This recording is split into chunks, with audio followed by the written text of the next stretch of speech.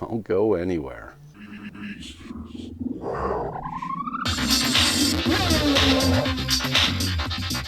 All right, welcome everyone to episode 5 of the Reedsters Lounge. I'm the Reedster, and this is the Blondie. Hello. And tonight we're going to talk about the Phantom Menace, episode 1 of the prequels from the Star Wars trilogy. And it starts off even before the movie. This thing started off with a lot of anticipation. In my circle of growing up. What? Wow. Okay. Knock over your cup.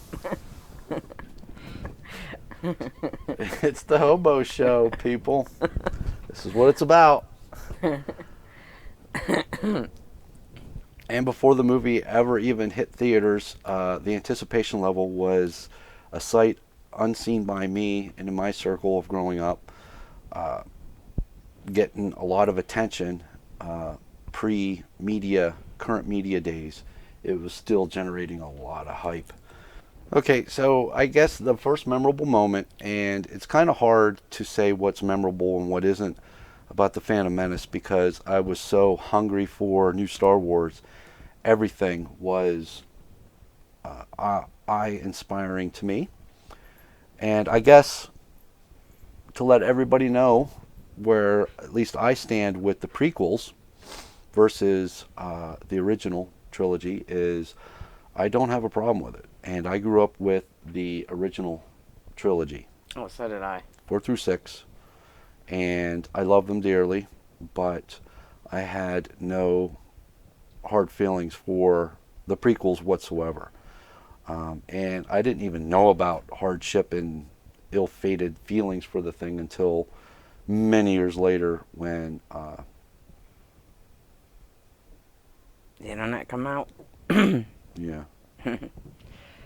Yeah, I was just looking forward to having some of the cast back from the originals. And I loved it whenever they showed R2-D2 and C-3PO.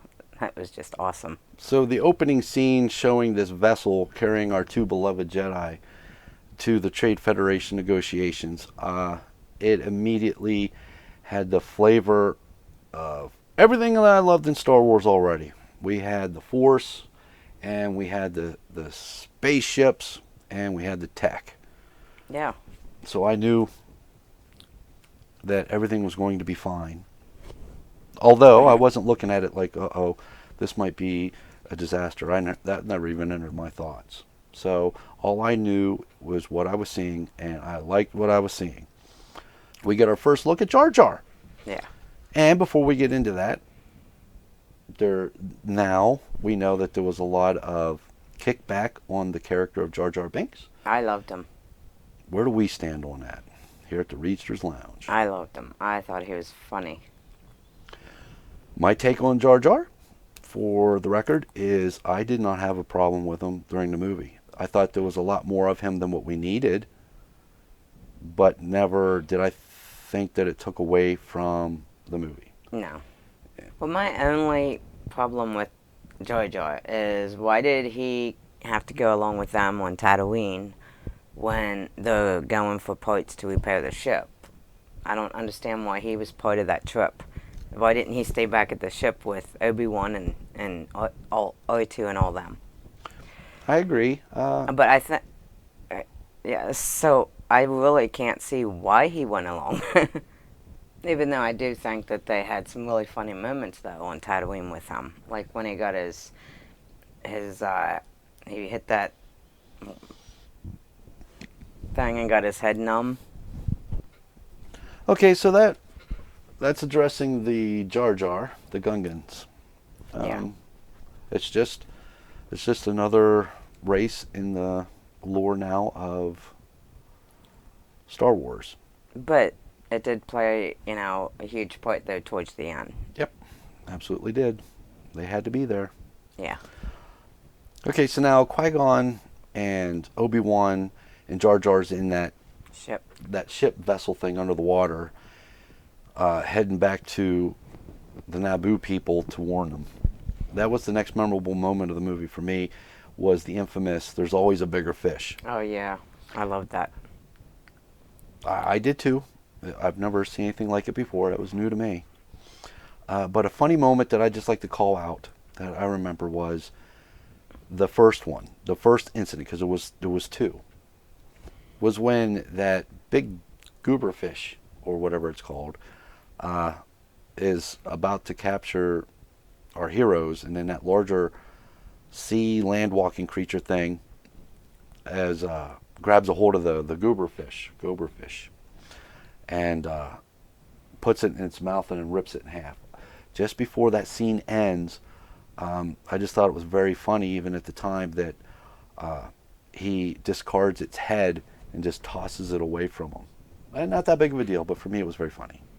Yeah, I didn't even take notice to that part. I was more taking notice to the whole, the bigger fish comes down and grabs them and, Kind of it's just a little funny moment. I liked it. Which gets us into the whole thing about the Naboo technology. The Naboo cruisers, their fighter ships, all new for this generation of Star Wars fan moviegoers. And I was sold. I remember, and I bring this up because it's just a big sticking point for me at the time. The original trilogy of Star Wars gave me, anyway, a sense of real technology that I could relate to at the time, even at my young age. The way you could sort of see the panels together on the X-Wings, and the way the X-Wing's nose cone was shaped. Even I, at such a young age, could transfer over to what was real jet fighters. So for me, they were borrowing looks from what I knew was real into the imaginary world of Star Wars, and I could totally buy it. I totally sold into it. It didn't take much for my imagination to accept and love what I was seeing. So, since this takes place before all this, we get to see some new tech, and thus the Naboo tech of fighters and stuff, and how it was all streamlined and elegant. It was almost like it was a pre-dawn age of war. This is what civilizations were like once they were able to just lead peaceful, productive lives, and it wasn't driven by war. I thought it was very sad about Anakin leaving his mother, and I think Qui-Gon could have made more of an attempt with, I'm not sure what the trader that owned, the guy that owned Anakin and his mother's name was, but I think Qui-Gon could have done better at dealing for his mother and for him. Which I know in the long run the story wouldn't make sense, because that part, helps get Anakin his hate. But part of the reason why he turns to the dark side, but it could have been a whole different story if he would have bartered harder to trade for his mother. All right, people. Speculation time. What would have happened if Anakin's mom would have been allowed to go for the ride? Right. Well, then, he'd have nothing to be upset over, would he? I believe Anakin was born to be upset.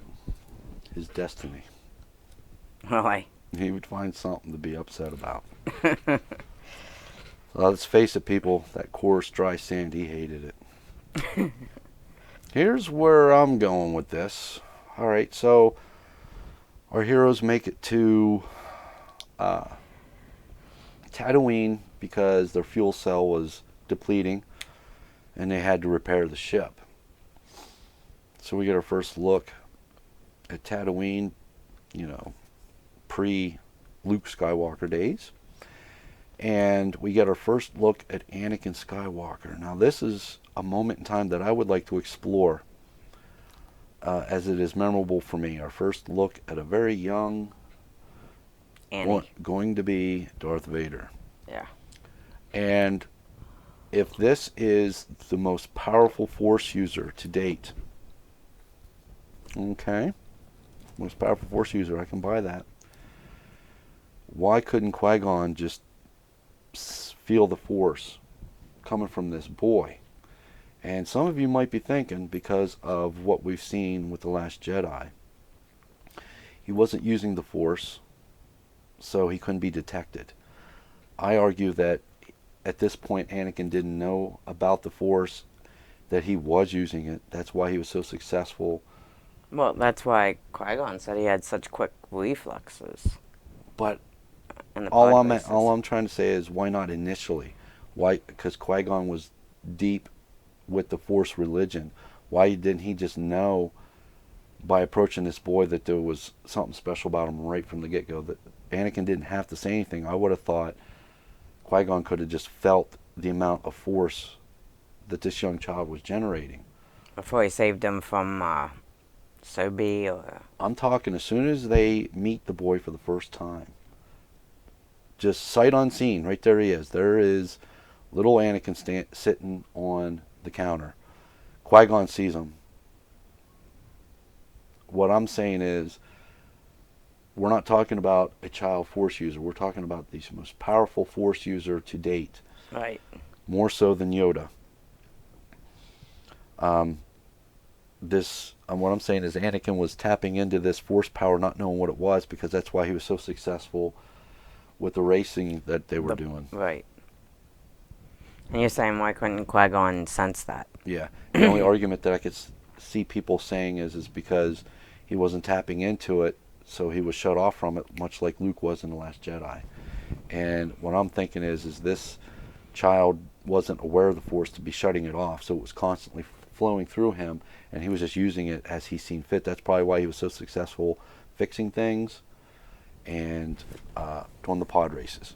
Right. He knew about the Force because he knew about Jedis and their lightsabers, but he didn't know what the Force was. That he was actually using it, right? I don't know. You thought it was funny when Qui-Gon was trying to yeah, negotiate that's what it a was. price for the parts he needed. Yes, that's what it was. And he's using his hand and he's saying, Republican credits will do fine. Yeah. No, they won't. Yeah, that was funny. They will do fine. No, they won't. You can't What, do you that. think you're some Jedi waving your hands up like that? Yeah, that was funny. I like that part. Oh, very cool. Yeah, I was entertained by that. Jedi mind tricks don't work on me. Only on money. Yeah. And then they realize they have nothing to barter with, so... So then Anakin takes our heroes to his place to get out of the sandstorm.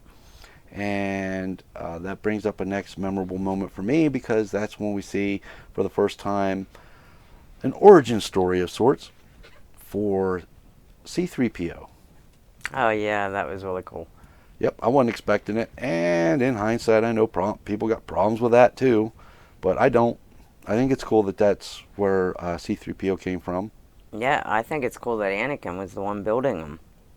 Which is, the next Darth Vader, Luke Skywalker's father. I love how it all ties in. It doesn't make the universe too small for me. There's still lots of stories out there to dig into.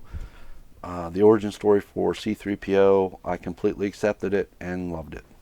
And I thought it was really cool when R2-D2 first meets C-3PO and tells him that he's missing his parts. And he's like, what? I'm naked?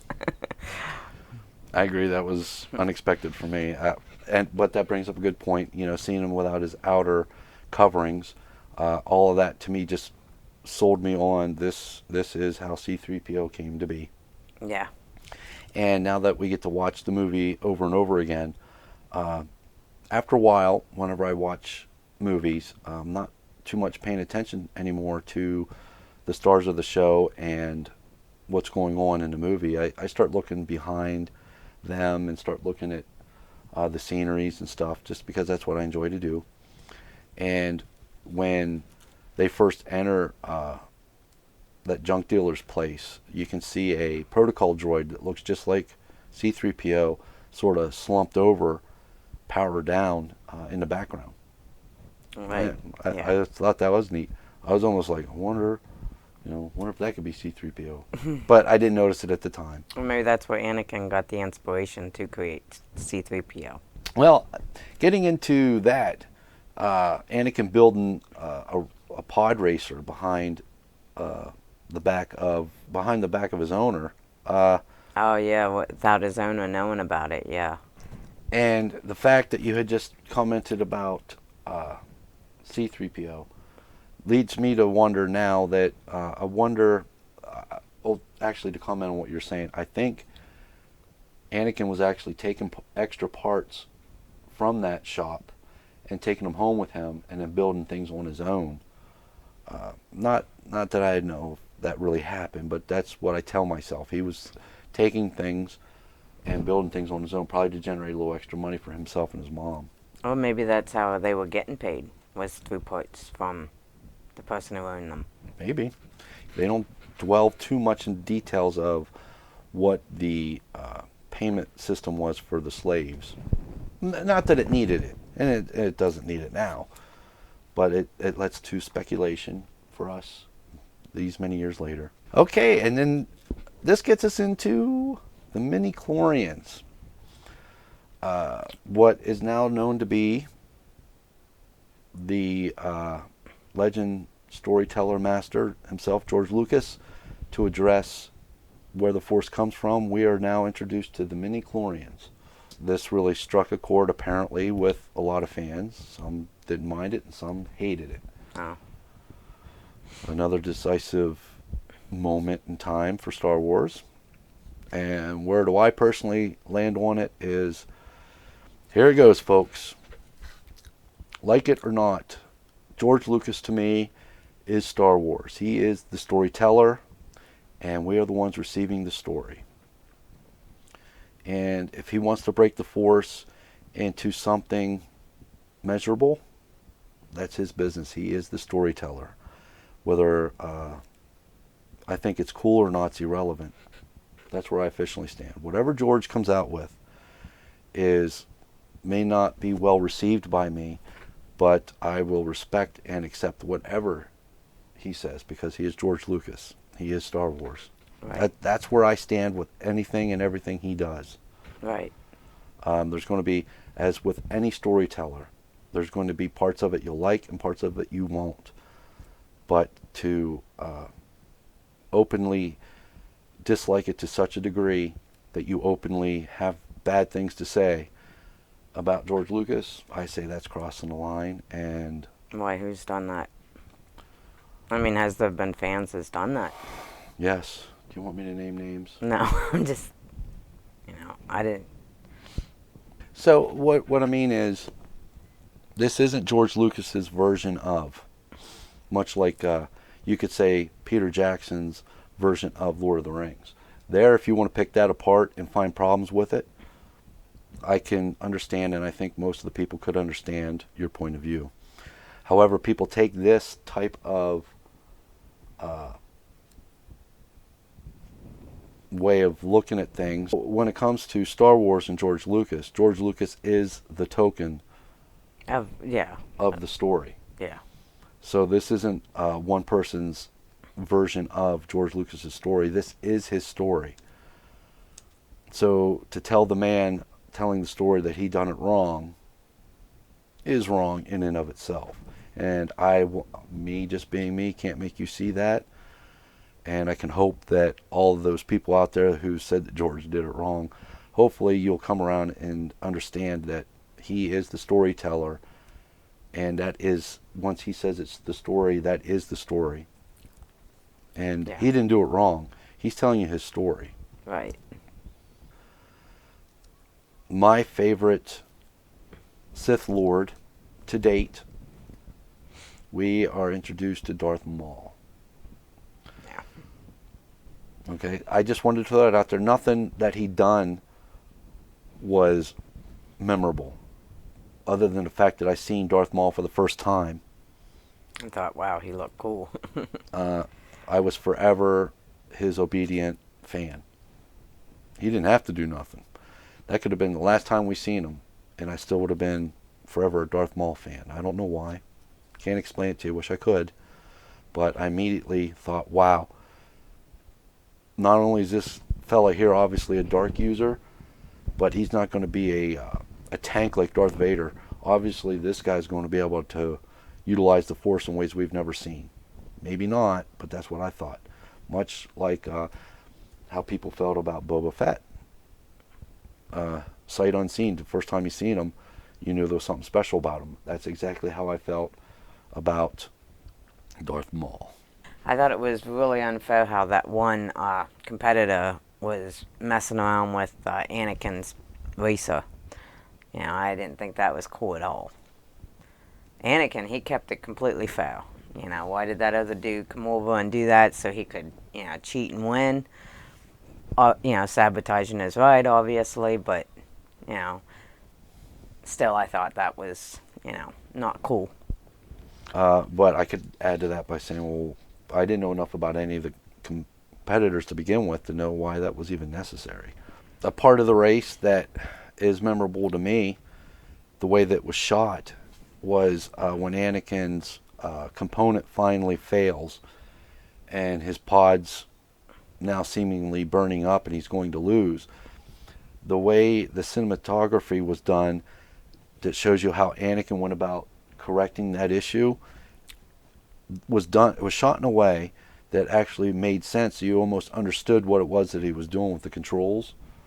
Oh, yeah. I just, wow. That was just a new level of awesome for Star Wars. Instead of just a bloops and bleeps and people hitting buttons, they took the time, for whatever the reason, to do close-ups of what he was trying to do and work on without using words, and it was oddly enough making sense to me. And that was just another element that drew me in to the movie. It made me feel like, wow, I really understand what's going on.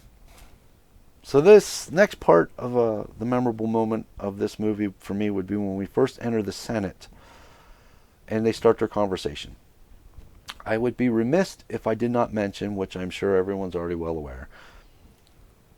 So then it takes us to possibly my favorite part of the whole movie, and that's when Qui-Gon and ObiWan are finally going to square off against Darth Maul, and he unveils to us all our first look at a lightsaber staff, and how intrinsic it was for me when I first seen it. It just made me love Star Wars even more, just seeing that weapon. Don't know why. It's not like I can utilize it, but coolest thing I've ever seen up to that point ever. I thought it was pretty cool. And then the music for the first time for me being almost as powerful and influential as the actors themselves. Duel of the Fates kicked in for that fight. Duel of the Fates being a very powerful piece of music. And then it starts to go back and forth all over the place because the movie's wrapping up at this point. But again, despite all the things that were going on that were instrumental to the story, I was, to this day, always, well, what's going on with the lightsaber fight?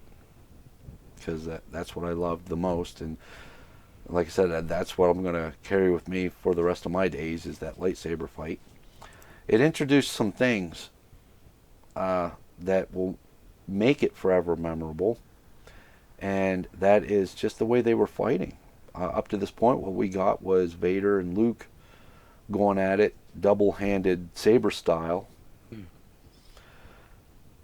For the first time, we get some real fast-paced lightsaber action. Yeah. And how powerful the Sith apprentice Darth Maul must have been to be able to fend off not one but two well-skilled Jedis. So that whole fight sequence from beginning to end was forever seared into my brain. I loved all that fighting. Wasn't expecting any of it. Not like that. And selfishly, it ended prematurely. Yeah. With Maul sticking it to Qui-Gon as Obi-Wan was trapped behind that energy field waiting to get in there. But I also thought it was really great whenever Qui-Gon and Maul were first separated by that same energy field, and how the differences of the Force were being regenerated so they can fight again. You had the pacing back and forth, amping up his rage, Maul, with the placing of the knees and meditating to recenter himself in a qui-gonjinn. Right. Further teaching us a little bit of how the Force works, the demise of Qui-Gon, and not enough time for Obi-Wan to get in there into the mix. And I'll just point out the obvious. Where was that super sprint run speed then, huh? I mean, he could have utilized that. Well, I felt it was way unexpected when he, died being the master Jedi. I would have thought he would have been more powerful at that time than Obi-Wan, being his apprentice.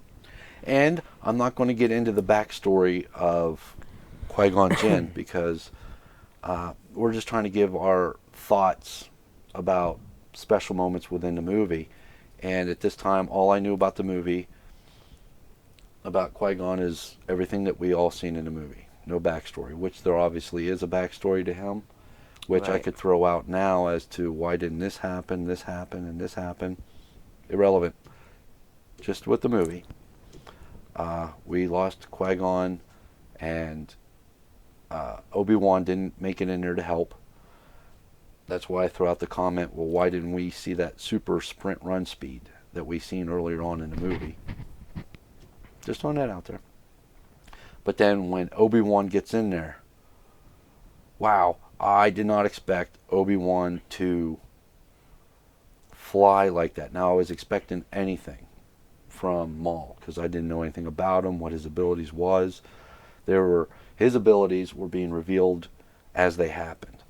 But I was really stunned and taken back by the fluent motions of Obi-Wan. Now, I'm not saying that in a negative way. I loved it. Oh, yeah. I envisioned Force users, even then, I envisioned Force users go that fast because they can foresee moves ahead of time. And they are constantly feeling things from one another because of them being in close proximity.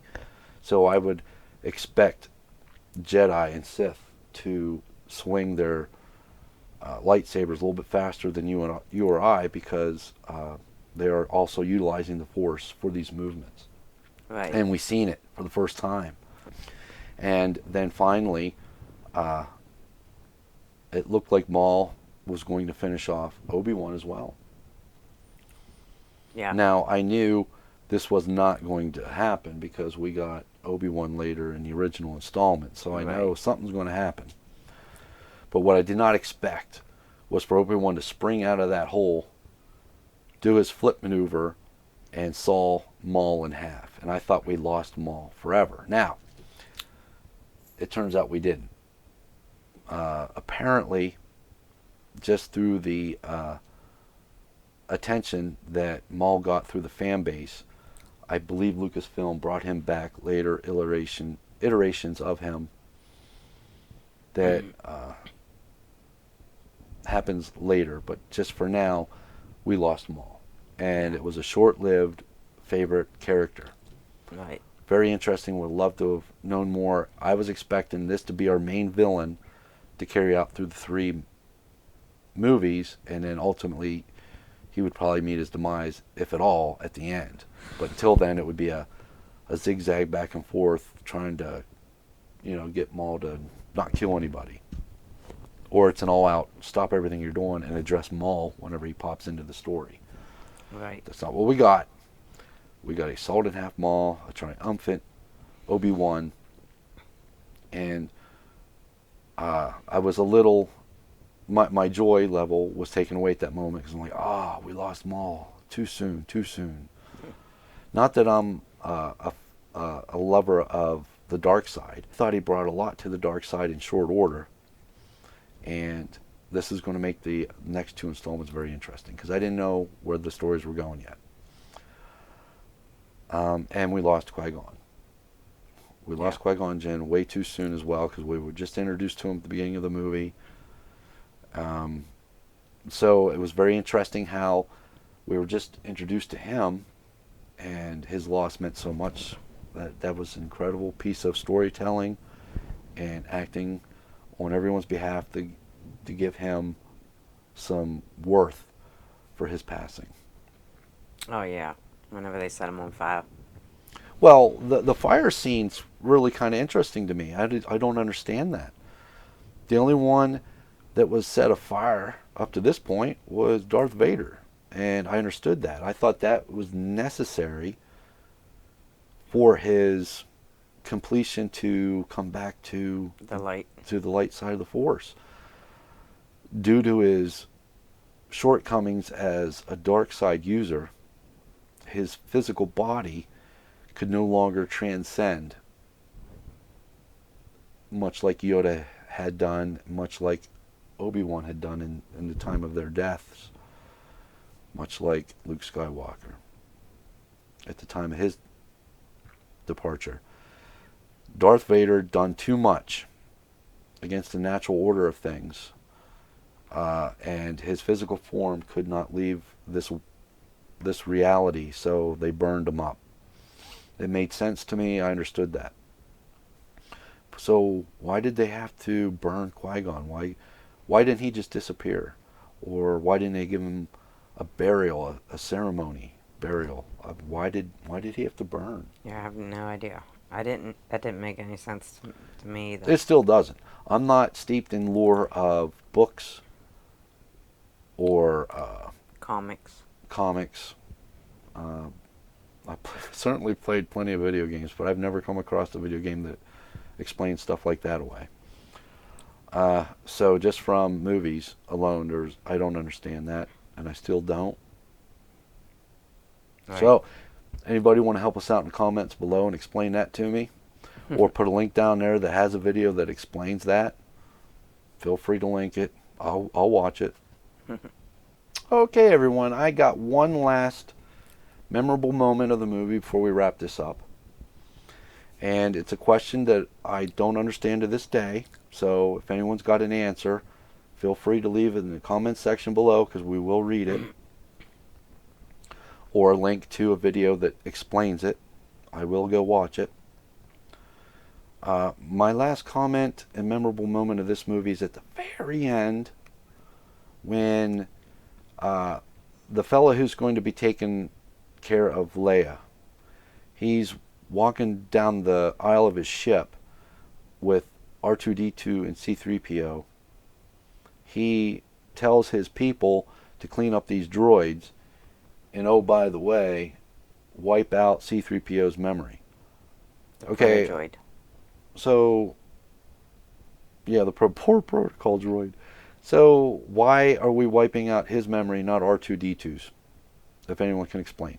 Now, R2-D2 has already proven that if, well, I guess he hasn't proven yet, but we know R2-D2 that he's more likely than C-3PO to go off on his own little adventure if it serves a purpose.